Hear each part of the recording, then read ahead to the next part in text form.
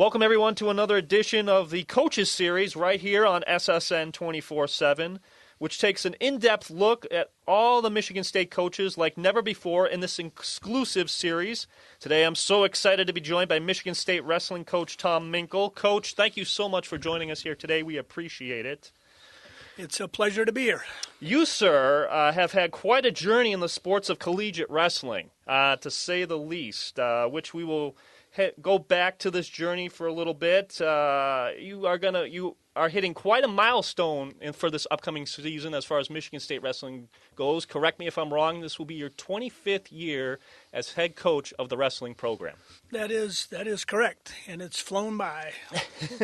Now, before we get into everything green and white, because there's obviously a lot to talk about there, I want to go back, if we can, back in time a little bit to maybe your beginning in central Michigan, which I know holds a special place in your heart. You had quite a stellar career on the mat there. If you can talk about that a little bit, your singlet was retired also. So if you can talk about that a little bit and just a little bit your history getting into wrestling and things of that nature. Well, sure. I started wrestling I got introduced to wrestling when I was 7 or 8 years old. Mm-hmm. My mother took me to a little wrestling clinic, and I loved it right away, but we were...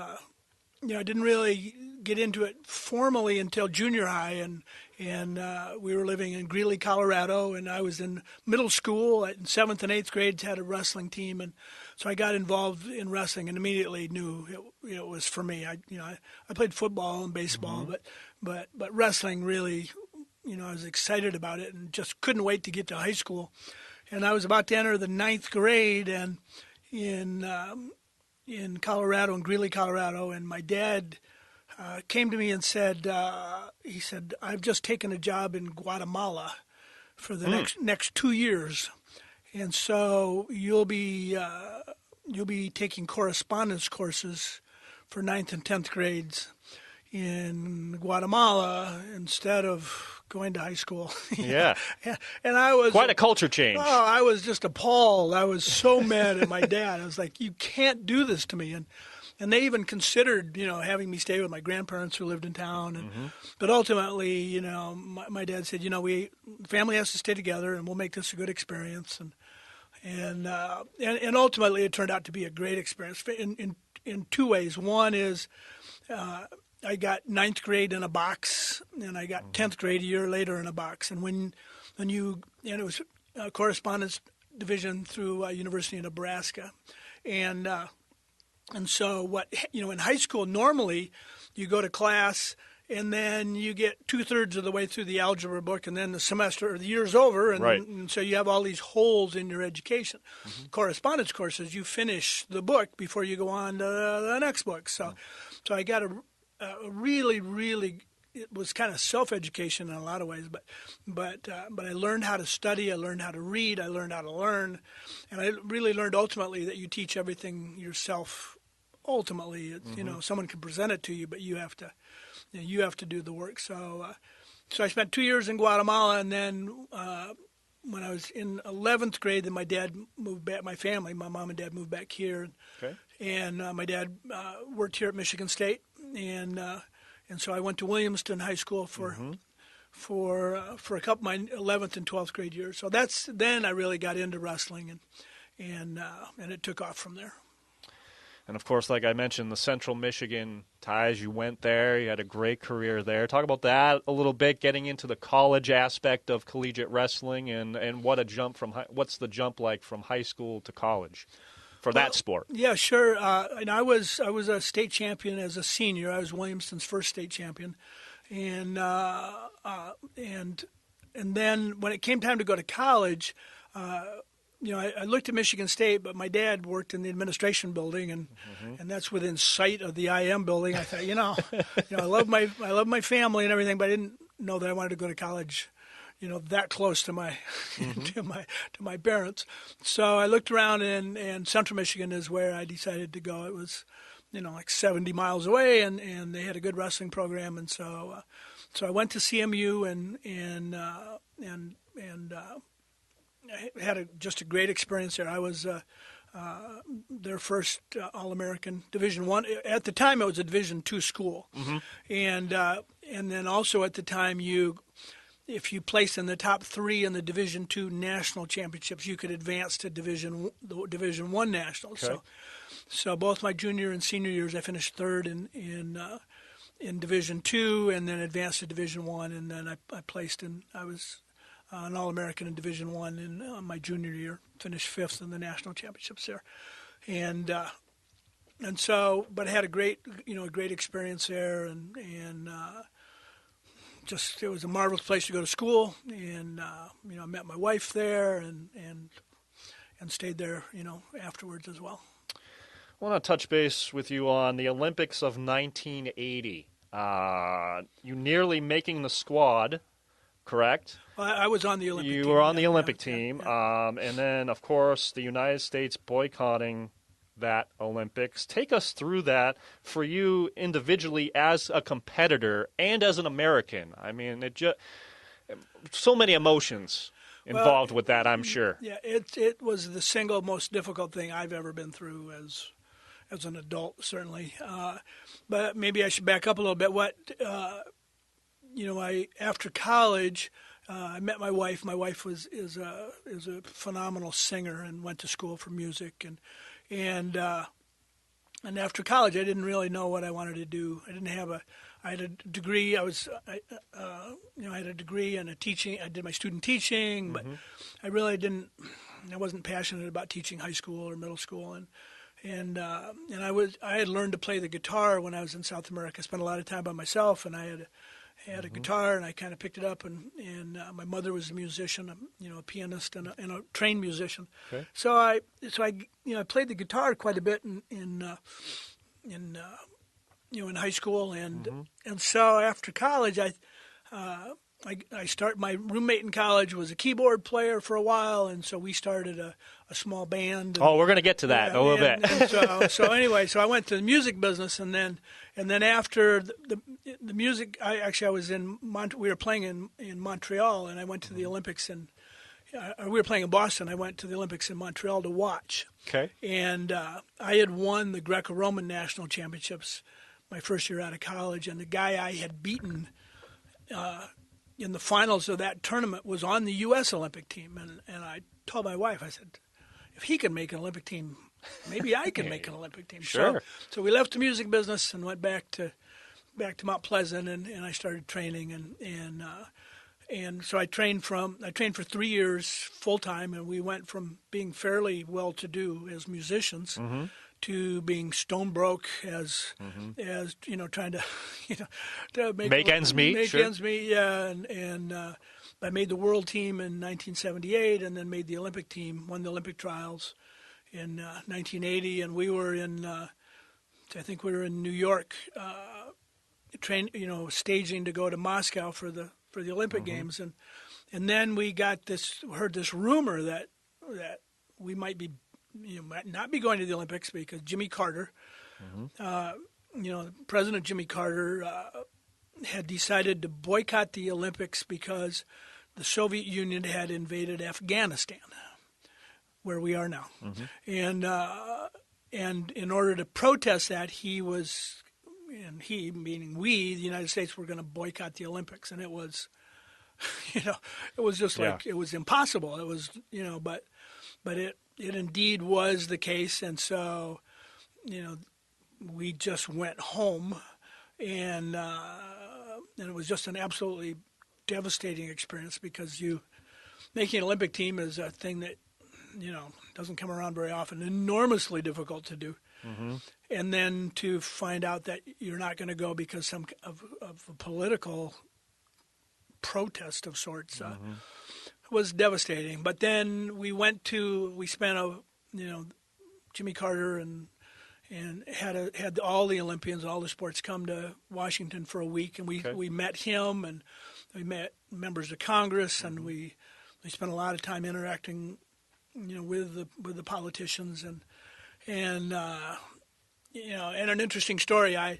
We all got to shake hands with the president, Jimmy Carter and his wife, and I was in line with waiting my turn to shake hands with Jimmy Carter, and I was thinking, I was going to shake his hand and say, I have to say I really don't think you made the right decision, because I didn't. Sure.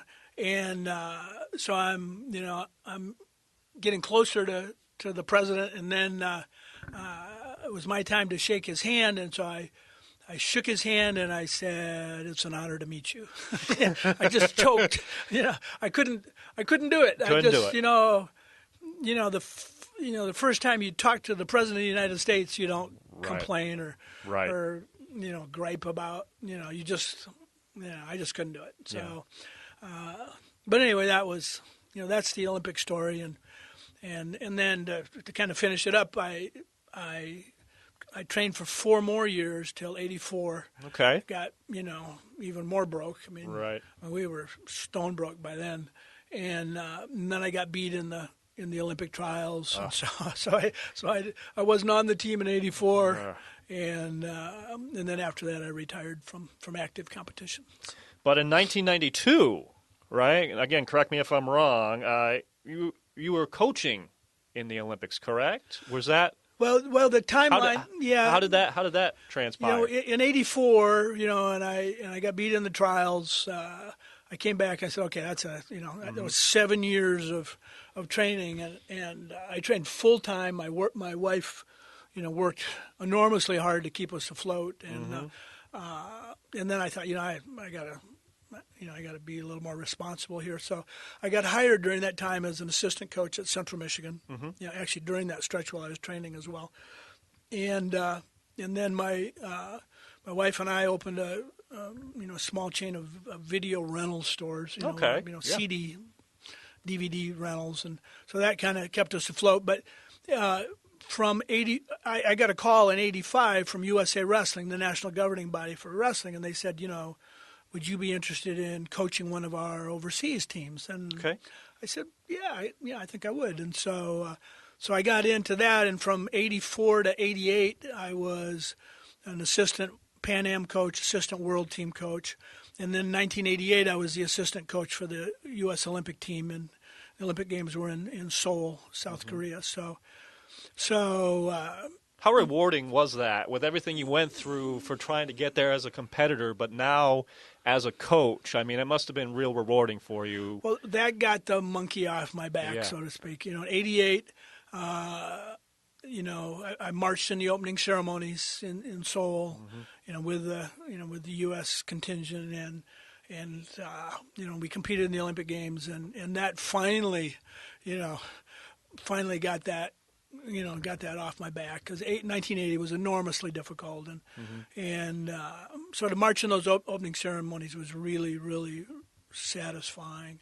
And then from '88 to '92, I was the head, head world team coach, head Pan Am coach, head Olympic coach, and so '92 Olympic Games in Barcelona, and I was the head coach for that Olympic stretch, and then again marched in the opening ceremonies there, and we had a very strong U.S. performance, and then 7 years of training, and then 8 years of coaching at that level, and you do an enormous amount of traveling all over the world. I mean, Siberia to Norway to Africa. I mean, just a lot of travel. It really was time then. Well, another kind of parallel to that, I became the head coach at Central Michigan for a couple of years, and then became the head coach here at Michigan State right before the Olympics in Barcelona. And so I had all that responsibility, and I just had not been home very much. And so then in '92, after those Olympics, I retired from coaching and coaching at the international level, and decided it was time to just concentrate on my collegiate. How did you had all those things going on? It seems like at the same time. How did Michigan State approach you? How did that whole process work, and you accepting the job? And another part to that question is, I guess, what is the biggest difference between international competition and collegiate? Is there that big of a difference between the two? It is the competition itself and the training itself is really quite similar, but the athlete you coach is considerably different. Maybe not the athlete, but the relationship you have with the athlete. Because when you're coaching internationally, the kids will go through a world team trials or an Olympic trials in order to make the team. So they work out with their college teams or their clubs or wherever they're training. They come in. They wrestle in the Olympic trials. They win the Olympic trials, and now they're yours. So you have them from the time they make the team to the time you compete, and that's usually 2 or 3 months. And then you know them, but you don't train them the same because they've already pretty well established themselves to get to that level, and now you help them kind of polish up and finalize and get ready for those really big competitions. When you're a collegiate coach, you recruit these young men in high school. They come to your campus and you usually have them for 5 years, and you have them, around the clock for 5 years. So you have a much different relationship with them because you're with them all the way through the process, rather than just after they've made the process. So on one hand, you're dealing, with the most elite athletes. I mean, just the finest athletes in the world, but you have a shorter period of time with them. And then, in college, you've got an athlete and you bring him in, and you have, probably a relationship that's much deeper because you're involved in their academics, you're involved in, in their behavior and their conduct. I mean, you have, I think, and they're younger, so you have a bigger role in their development as people. So both are, phenomenal experiences, but they're really considerably different. And what did the process like when Michigan State approached you to take over the program and things of that nature with everything else that you had going on at the time? Well, I was in my second year as head coach at Central, and I had been an assistant for 12, so I was very much a part of the community, and my wife worked, at the university initially as well. So, we were very, very tied into to Central Michigan, and really never intended to leave. But George Perlis was the coach here, or not the coach, the athletic director, and I, the job had come open, and I thought, well, I'll just, I'll put my name in the hat to see what happens. Put some feelers out there. Sure. Yeah, just check it out, and so I interviewed with with Coach Perlis and the staff here, and I hit it off. We hit it off immediately. Okay. I mean, I just I knew he'd be a terrific guy to work for. In fact, it's funny. I saw him like a month ago at a restaurant, and it was so nice to see him. He was in a wheelchair. I know he's struggling with some health issues, but it was it was really fun to see him, and he told me even at the restaurant, he said, I'm so glad I hired you as back, and and I said, well, I'm glad too, so but we hit it off really well, and I was connected to Michigan State. I said my dad had moved on to University of Tennessee from here, but my mother worked in the music department. I mean, my mom's 88, and she worked in the music department up until a couple of years ago. Wow. And she worked for the orchestra director here, and so I was always very much connected to Michigan State and felt at home here, even though I was at Central. So I interviewed here, and it went particularly well, and Coach Perlis really, I just knew he would be a great guy to work for, and so I took the job, and we moved down here, and I think started the 91-92 season, maybe 92-93 season. 38 All-Americans under your watch from Michigan State. Some of the notables, there's plenty, but some of the notables, the Simmons brothers. And a guy that I know you have a great story for is Franklin Gomez, who was unbelievable here, but has extended his greatness through, the Olympics and things of that nature. He's done a great job. Tell us the story of Franklin Gomez, and maybe one that I'm missing. There's been so many that really captured you as an individual coaching here. You've gone through quite a bit. Well, Franklin it is a really nice story. Franklin first of all, comes from has a single mom in Puerto Rico, and his dad passed away when he was very, very young, and Franklin came from nothing. I mean, his mom had,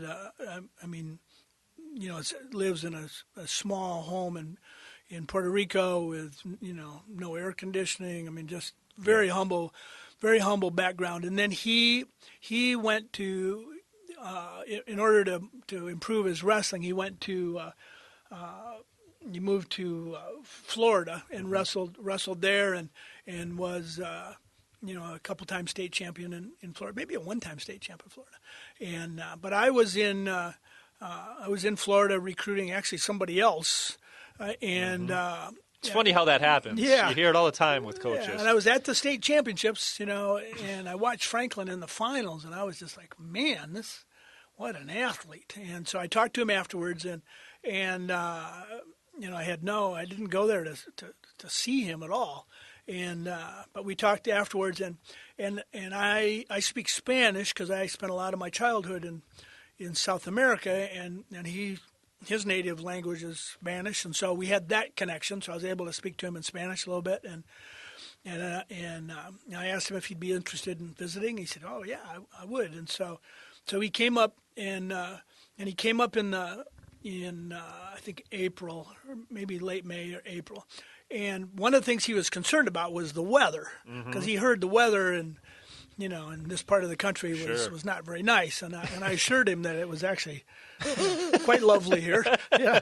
And but it was just meant to be. He came on, I think, in early April maybe, and we had like the nicest day. It was like 75 degrees. We ate outside. We went to Los Tres Amigos, I think, ate on the roof. It was supposed to happen. It was warm. It was sunny, and I went, see, look how nice it is. And his whole stay here was like 78 degrees and gorgeous. And then he had another visit at Arizona State, which is where he was more inclined to go because more Hispanic culture there, warmer there, and he actually, I think, canceled his visit and committed to us. And of course, then I had to live with the fact that the weather's not always that nice. So, but Franklin came here, had just an absolutely stellar, career here.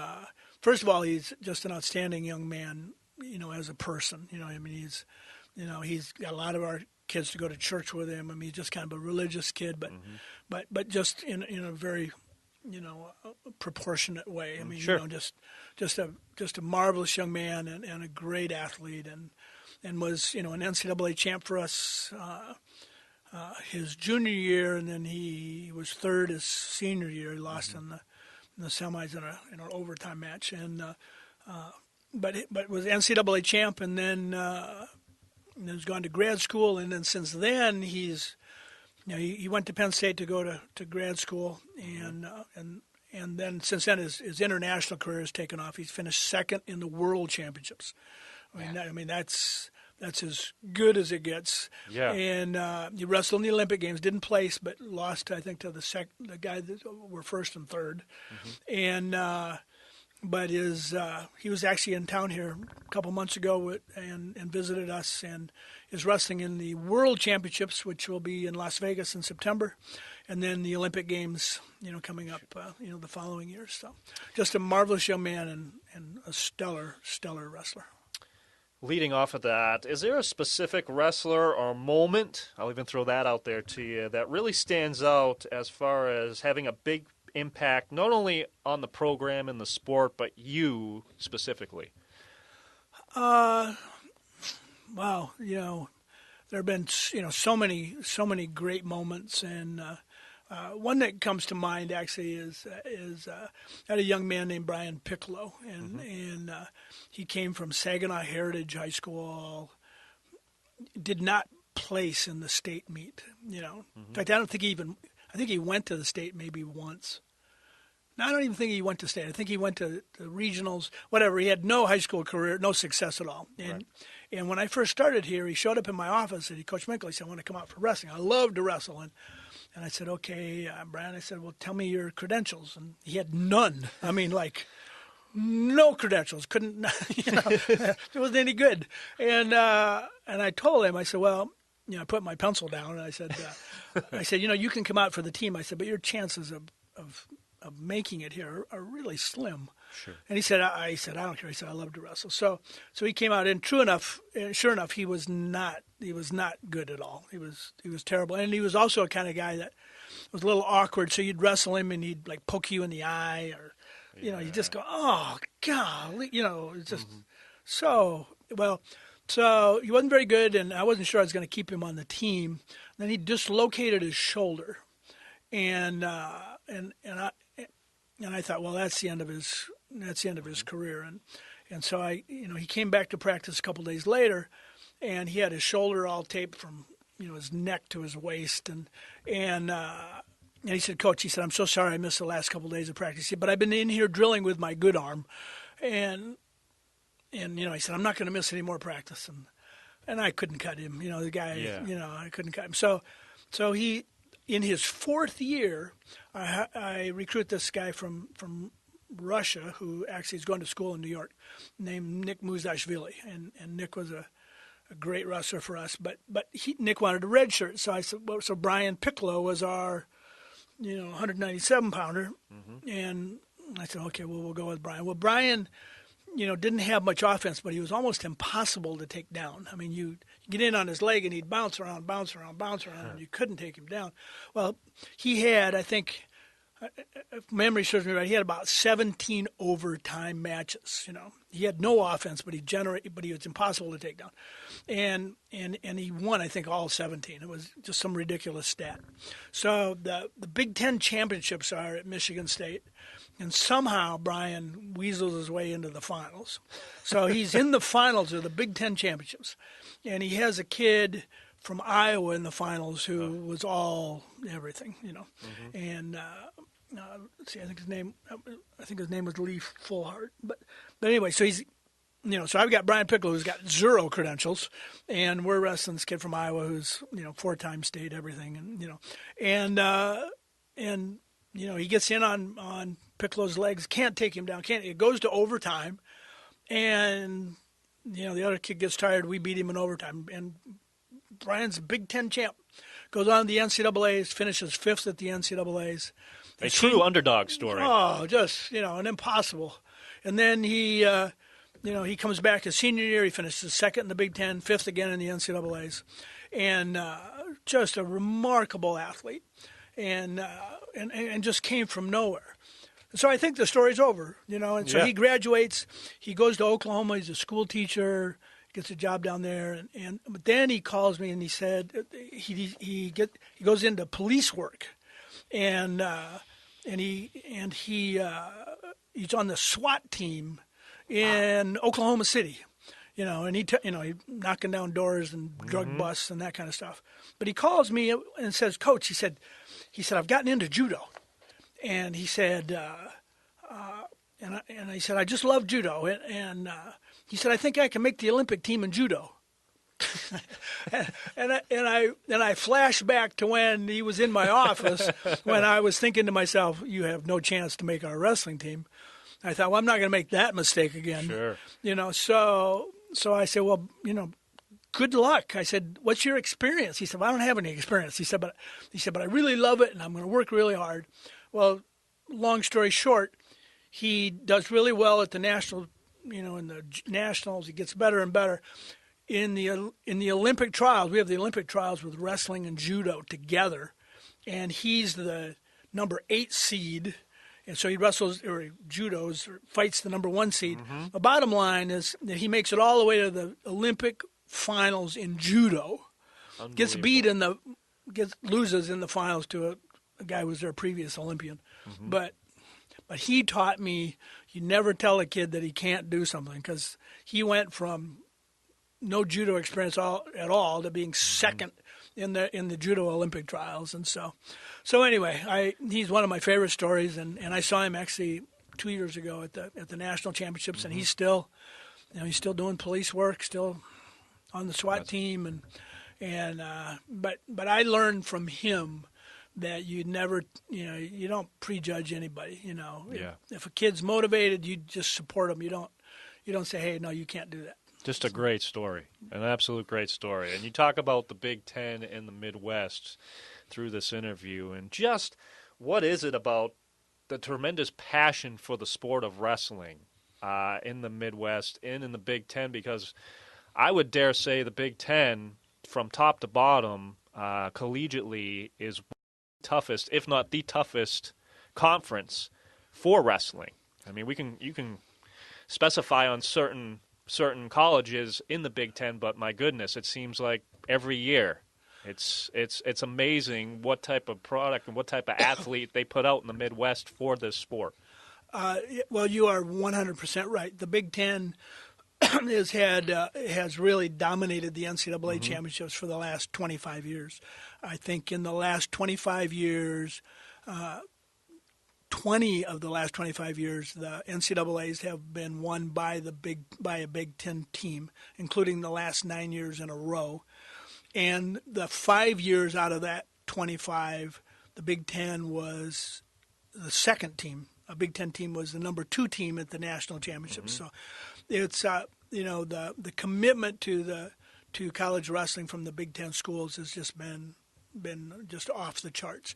This year, in the NCAA championships, the Big Ten teams finished in the top 12 in the NCAA national championships. 7 of the top 12 teams were Big Ten teams, including number 1, number 2. And so that's been really quite phenomenal. When I first started here in the 91-92 season, Iowa was in a run. And I think they won the national championships, 20 years in a row or something. It was some ridiculous amount. Dan Gable was their coach, and they really owned the NCAA championships. And then when he retired, they really still maintained. They weren't quite as dominant, and some other teams have come in. But the Big Ten as a conference is just really quite remarkable in how the Big Ten has dominated the NCAA championships.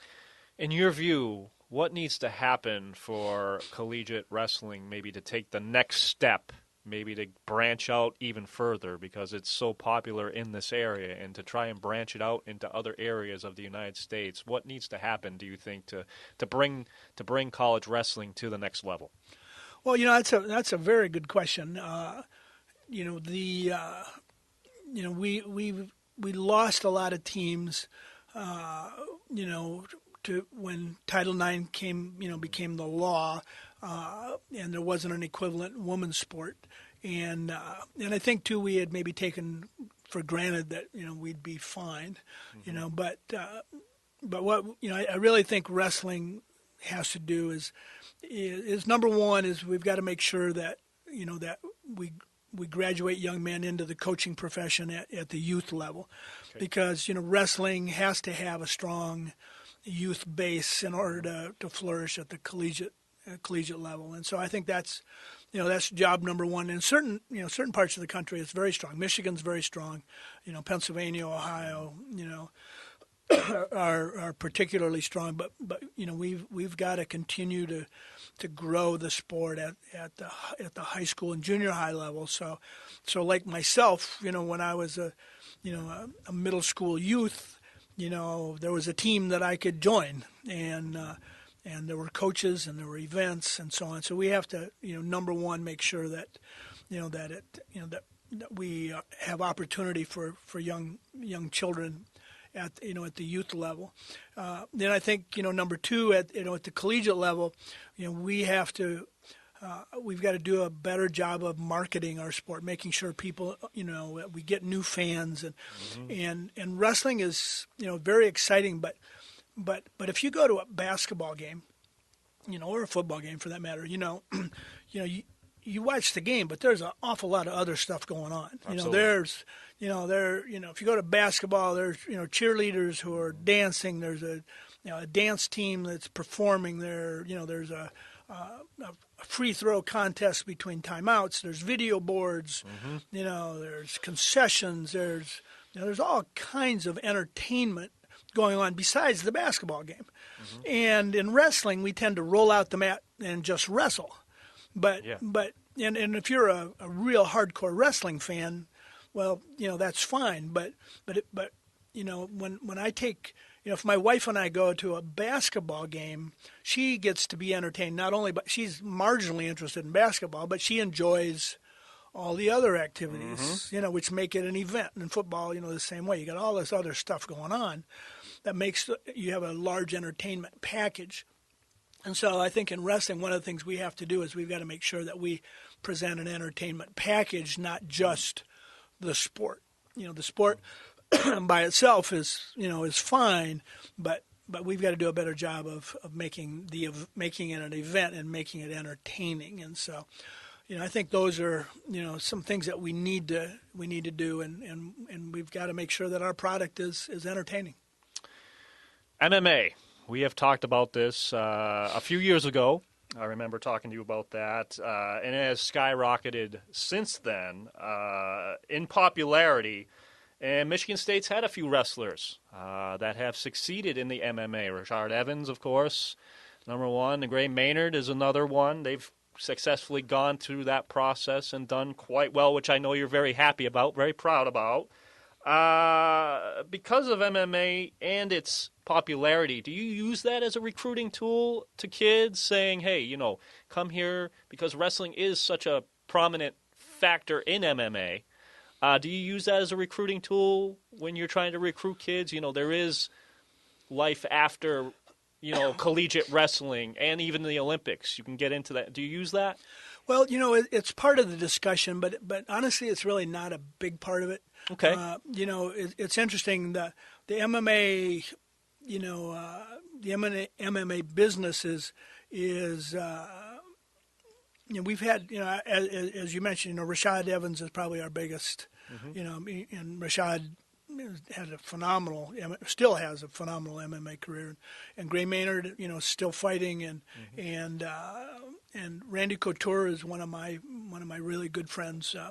I coached him when I was coaching, in the 88 to 92 or the 84 to 92 stretch. He was he's a legend in MMA. Yeah. And he was a Greco-Roman wrestler and very good, and was on some of the teams that I coached, and so he and I became good friends and have stayed good friends. So when I'm in Las Vegas, I'll call him and we'll get together, and so I get to be kind of plugged into him, that way as well. So our program is kind of plugged into the MMA, but it's a little bit, it's kind of the next step. It doesn't, we don't train, we just don't train MMA per se. And I'll tell you the truth, I know nothing about it. I'm the last guy that could help a kid be an MMA, so, but we have a group that comes in from time to time and they use our room and stuff. But that said, we certainly get a lot of exposure for the fact that that they were Spartan athletes and very successful here. And but it has taken off like crazy. And it is I think a great it does a nice job of combining the boxing and wrestling into a palatable sport. All right, I want you to look into your green and white crystal ball, if you could. Tell fans what we can expect from the Michigan State wrestling program this upcoming season. I'm sure you're very excited. Your wrestlers are very excited. What can we expect for this upcoming season on the mats? Well, we've got a pretty good group of young kids, particularly in the lower weights. I've got a number of kids I think that will have breakout years. I have a young man from California, Javier Gasca, his name is, and he was a redshirt freshman last year. Got off to a great start. He was ranked as high as the 8th in the country at 133 pounds, and then had a knee injury that just really slowed him down, and then he grew a little bit, had to grow into another weight class, and I talked to him. In fact, I think it was, last week, and his knee is still not completely better, but that kind of sidetracked him. But he, I think, is a big time. He's just a big time kid. He he's a great athlete, totally committed to his wrestling. He's got 3 years left, and I expect really good good things from him. And I've got a young man, a 149-pounder, Nick Trimble, who is from the Grand Rapids area, and again, really what you look for as you kind of look ahead is a number of things. Number one is just simply the talent.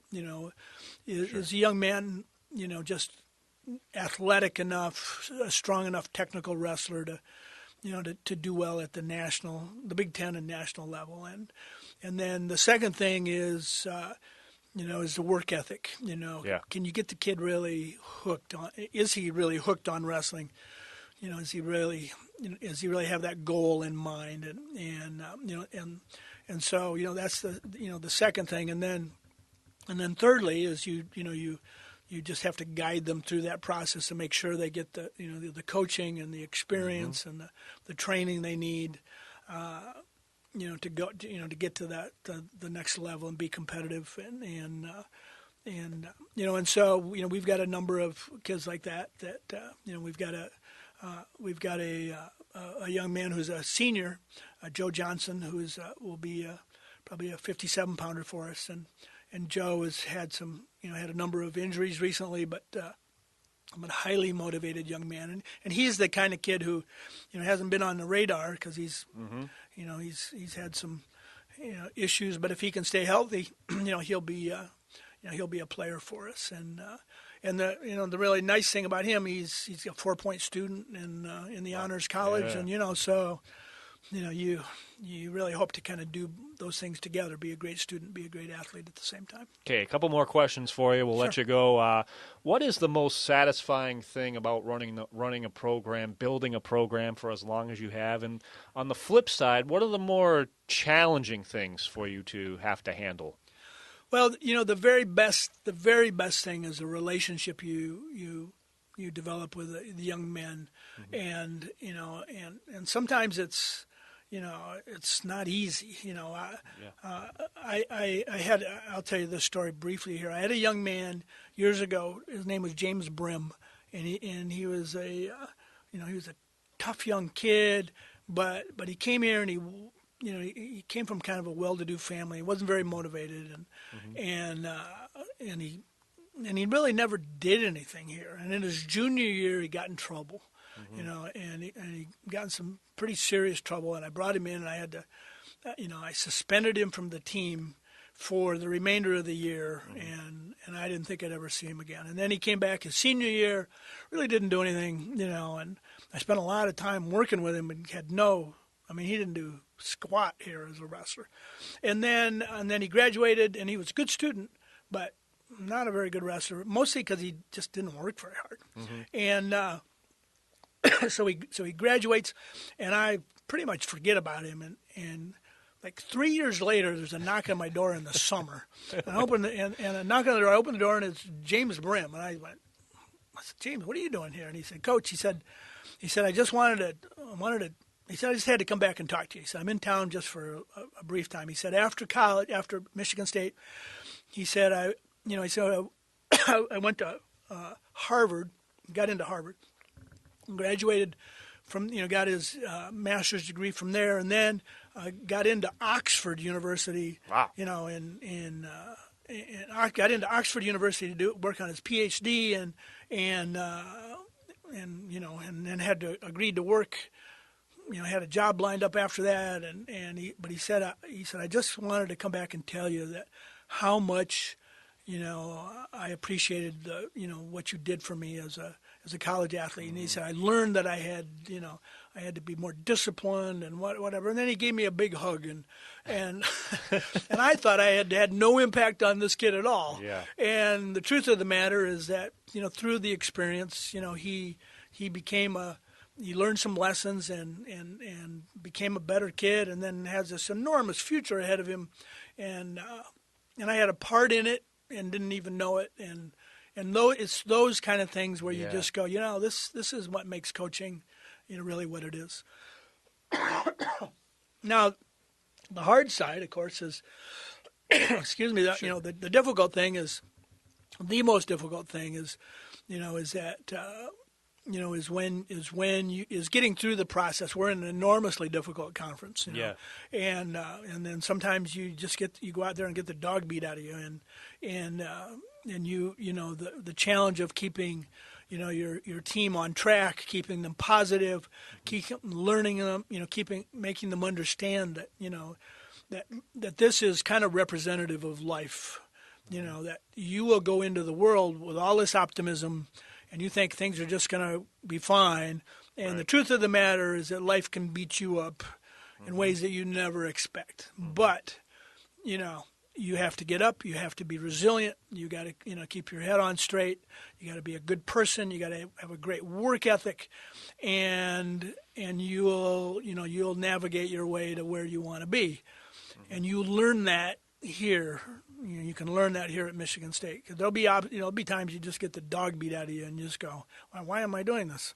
Sure. But if you understand that work and focus and character and that kind of stuff all contributes to your result, you can take those challenges and become a better person. And ultimately, really, that's what sports should be all about. There's a lot to learn in the process. Not only about the sport itself, but yourself and the challenges that you'll face later on in life. All right, I want to end this interview, Coach Minkel. You brought it up a little bit earlier in the beginning of this interview. When I was doing some research, I got in touch with Michigan State Sports Information Assistant Director Ben Flieger. He helped out with great, and he told me, like I said, you talked about it a little bit, you were in a band. Now, were you grinding that axe, or did you have the golden pipes serenading the ladies? I mean, you talked about playing the guitar a little bit earlier in this interview. Was that your instrument of choice? Or tell me about the band, how it came together, and where can I get the tape? Well, right? Actually, I have a whole box of tapes that are in the basement. And it's funny. I don't think we haven't listened to them in many, many years, but it was just one of those things that my mom was a musician, and so I became a pretty competent guitar player, but the truth of the matter is that I met my wife, and she is a great singer. And so we rode on her coattails through, for many years. We were on the road for about 45 weeks a year for 5 years. We had our own bus. Wow! Tour bus? We had a tour bus. We played we played as far northwest as Fargo, North Dakota, Dallas, Texas, Miami, Florida, Portland, Maine, and all the states in between. And we would play generally 5 or 6 days a week, and then on Sundays we get in the bus and head to the next gig, and we played some really nice nightclubs. We played the Playboy clubs when they were big. Yeah, we played the Playboy Club in Chicago on New Year's Eve. My wife, I have to say, hated the Playboy clubs because there were bunnies and the young ladies running around with ears and tails and she didn't think that was a good environment, but they were. You made it through. You made it through. Yeah, my band certainly enjoyed it, and it was a great experience. We played, like I said, we played in some great clubs, and but we really, and I had some fun. We were a 6-7 piece group for the most part, but really the star of the show was my wife Jackie, and she's a phenomenal performer, phenomenal singer, and if you have that, you can be pretty successful, and that's what we had. What type of music were you? What type were you playing? We did 2 floor shows a night, with that my wife did, and then we usually did 3 dance sets. So again, this was from 72 to 77, and so it was the Doobie Brothers, that kind of. Sure. That kind of era, and Earth, Wind, and Fire, and those songs. And really, from a musical standpoint, it was a great time for music. I mean, there were just some phenomenal bands. Of course, you had the Beatles and the Stones and those kind of things. But I would say we probably modeled ourselves more after the Doobie Brothers and that that kind of sound and that kind of dance. That thing. It's funny, my guitar still sits in the living room, but... Do you still strum it once in a while? Once in a while, yeah? but my hands awesome. are not quite, they're a little beat up, and But once in a while I'll sit down and pick it up, and it's remarkable how much you can lose when you don't work out or don't you don't practice, and so. But it was a great time in our lives, and it's funny. My wife and I were just talking the other night. We said, maybe we had to go. Well, a side thing there. We also worked for Carnival Cruise Lines. Okay. We worked on an ocean liner for the TSS Mardi Gras. We went Miami, Puerto Rico, Virgin Islands, Bahamas. Wow. It was a 1-week cruise, and you had 1,000 passengers, and they were captives, so they were going to have a good time whether you were any good or not. Right. And then you'd do that week cruise, and they would get off, and 1,000 new enthusiastic passengers would get on, and you would do it again. And that is, by the way, is a great gig as a musician. So, but it was a great and very entertaining stretch in our lives. So. You, sir, are a true world traveler. I mean, my goodness, from Guatemala to cruise ships, playing the old band, going on a tour bus, my goodness. And I'll be waiting for that tape. I'm anxious to hear it. Okay, I've been thinking about bringing those out. Yeah. But since I haven't heard them, my memory serves me they were really good, but the reality might be different. Coach Minkel, we had a blast with you today. Thank you so much for stopping by here at the Spartan Sports Network. We really appreciate it. And let's do this again sometime. This has been a lot of fun. I've enjoyed it immensely and be happy to do it again. All right. Fans, that'll do it for another edition of the Coaches Series exclusively right here on the Spartan Sports Network. Once again, I want to thank Michigan State wrestling coach Tom Minkel, and a huge thanks goes to producer Seth Newman, whose tireless efforts behind these scenes makes this show possible, and to you, the fans. Until next time, everybody, go green.